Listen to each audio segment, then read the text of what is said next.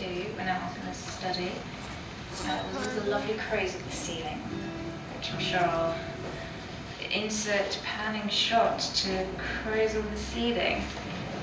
There keeps being birds every single place I look, and now I can't unsee it. Birds are in the background, foreground, decoration and primary focus. There are simply birds everywhere.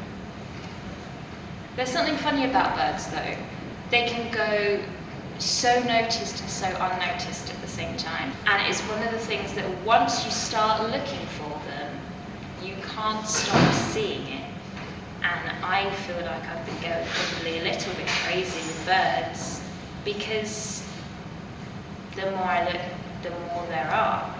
I do like looking around and going, wow, there's another bird. Like there's a cockerel just painted on the fireplace over there. And just so many little embellishments in this house. I guess they really liked birds too, because it is not an understatement to say they are everywhere. So I thought, oh, that will be fun. How about I go round and write down every type of bird I see, thinking there won't be that many. Turns out there's too many to count. And I attempted. The red room upstairs, there's 112 swallows on the ceiling. And that was just one room. So if I tried going around counting every single bird that lined these walls, I think I'd be here forever. I sat and imagined what it would be like in this really monitored space if something as uncontrolled as a wild bird somehow got in. It's not like they can just fling all the windows open here to get the bird out. So I started imagining this bird trapped within the museum. Maybe it could travel through all the different birds placed around the museum, come out of the walls, out of the swallow mural, and up through the stained glass on the ceiling, travel through the ceramic plates and the backgrounds of paintings to somehow exist in this space where a bird very clearly does not belong. The swallows on the ceiling and a raptor by the stairs, encased in brushstrokes grown still in wood with constant open stairs. There's crows down in the study and a pheasant in the glass. How wrong with windows closed, shut, sealed, can frozen flights last? They're trapped in the wallpaper, them hidden in the walls, in flute song echoing downstairs. It translates all their calls. Are there footprints in the carpet? Are there stashes in the coves? Could a feather go on hidden, unseen in a forgotten trove? They open the door for me, the visitor is I, and they watch me beating in the rafters. They want me back outside. I think at first I started thinking a lot about the different types of birds, and I think I was going to be a bit more specific at the type of bird I wanted to mimic or recreate. Originally thinking more of a visitor species, probably a summer visitor, like a swallow. I thought that was funny, how you can be a visitor in the museum, but it was a visitor species bird. It kind of became like the bird rather than just a bird. Like an amalgamation of all the birds in the Russel-Cotes. Weird picturing this bird that doesn't exist with fragmented versions of all these other different types of birds. And I sat in the woods and I listened to the bird song in a nature reserve of probably about 20 different birds around me, and they all kind of blurred into one. And I thought about how this bird might sing and how that would echo through the walls.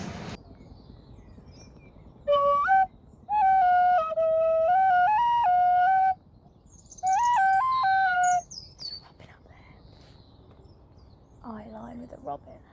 When I started, I really tried to get into bird mind, with the bird frame of mind. I would go around and I'd look in places that I wouldn't normally look. I would walk places I wouldn't normally walk.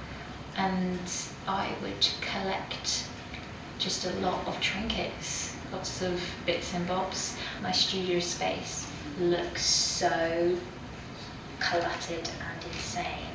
There is stuff everywhere, there's pictures on the walls and just materials all over the floor. I put up all the photos that I took through the Russel-Cotes. I've taken a lot of them through binoculars to kind of have that bird type of view. Yeah, I tried getting into a bird frame of mind. I very slowly, I don't know, I feel like the line between me and birds started blurring. It's strange because I thought about, okay, well, if, I'm in the museum and I'm recording from the perspective of this bird, then I'm the bird. I remember as a kid sitting in my grandparents' garden and they would say about, oh, this jay, we saw it in the garden the other day, there's such pretty colourful birds. So when I first saw one by myself for the first time, I was, oh, I finally seen one, I finally seen a jay, and now I see them all the time. So I bleached my hair to try and mimic magpie feathers. That's probably my highest level of dedication, to be wearing my artwork permanently. When I'm out and about walking like I am today, if a magpie crosses my path, I always think that it's a sign I'm going the right way.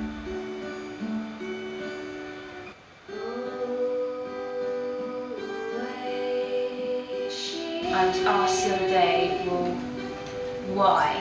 If you're thinking about this bird that is real but isn't real, why are you then trying to mimic it with a puppet or a sculpture? One of the books I've been reading talks about how we can only think about another animal creature's senses and experiences through the bias of our own. That's the only way we can interpret things, is through how we know our own senses to be, but it doesn't explain how that particular animal interprets their own senses. Like the essay on how to be a bat, a human trying to imagine what it's like to be a bat will always be a human trying to be a bat, never a bat trying to be a bat. When I try to think more than I am and it doesn't work, I have to find a different way to mimic what I'm trying to understand. So I think that's where my puppetry and models come in. It's imitation. It's forever me, a human trying to pilot a bird, not a bird piloting a bird.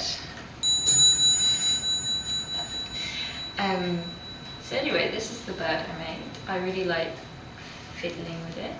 It's just been, a process of figuring stuff out, watching, looking at stuff, recording every single bird that I've been seeing. Yet again, I'm quite high up actually. On my discovery, whilst being a bird, I have found a tree den.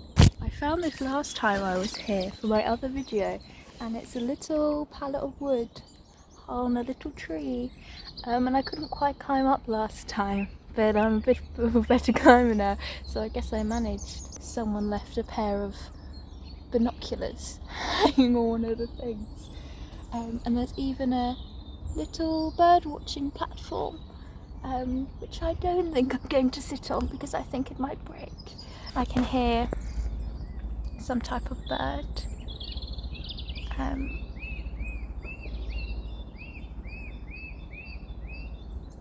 Some type of bird of prey, I'm guessing, by the sound of it.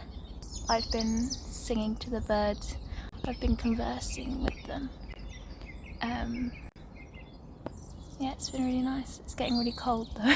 I'm sitting here editing the video and I'm trying to figure out what the point I was trying to make was. And I don't think there was one.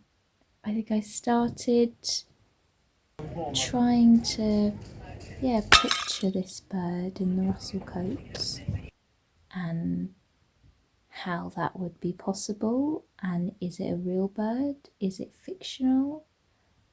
And I just started seeing birds and making birds everywhere.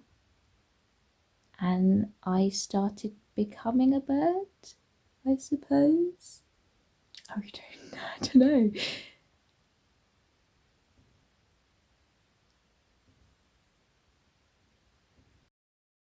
Picturing this bird just flying about, and I've liked looking at things differently, and I think life is a little bit more interesting if you try and look at things like a bird.